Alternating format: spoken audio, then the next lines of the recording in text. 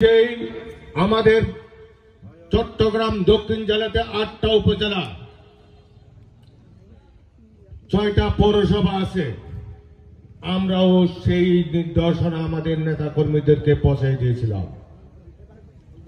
আমি বিশ্বাস করি আমাদের নেতা কর্মীরা যারা দায়িত্বপ্রাপ্ত নেতা ছিল তারাও প্রত্যেকটা ওয়ার্ডে ওয়ার্ডে পাড়ায় মহল্লায় আমাদের বাংলাদেশ জাতীয়তাবাদী দলের যে যুবদল, স্বেচ্ছাসেবক দল, ছাত্র দল, শ্রমিক দল সহ বিএনপির নেতৃবৃন্দ পাড়ায় পাড়ায় যেখানে কোনো কিছু অঘটন যাতে না হয় সেই ব্যাপারে আমাদের নেতা কর্মীরা পাহারা ছিল।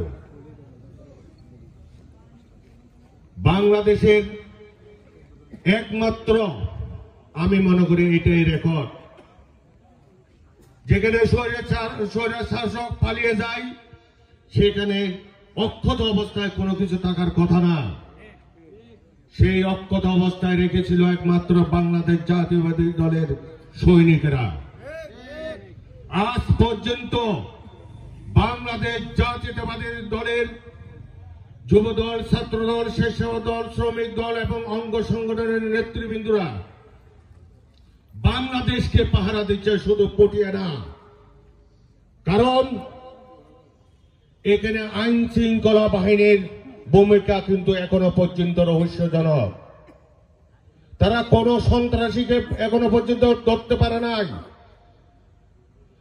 তারা গত 4 তারিখ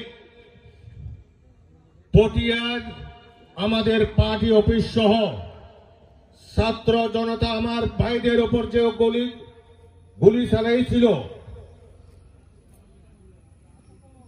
20 থেকে 30 জন লোক ছাত্রকে আঘাত করেছিল। হত্যার উদ্দেশ্য তারা যেভাবে আক্রমণ করেছিল তাদের বিরুদ্ধে কিন্তু মামলা করা হয়েছিল। প্রশাসন কিন্তু এখনো পর্যন্ত কোন সন্ত্রাসী কে ধরে নাই। তাই আমরা বলতে চাই আমাদের জাতীয়তাবাদী দলের শহীদ প্রেসিডেন্ট জিয়া রহমানের সৈনিকেরাই আজকে বাংলাদেশকে নিরাপত্তার কাজে নিয়োজিত আছে।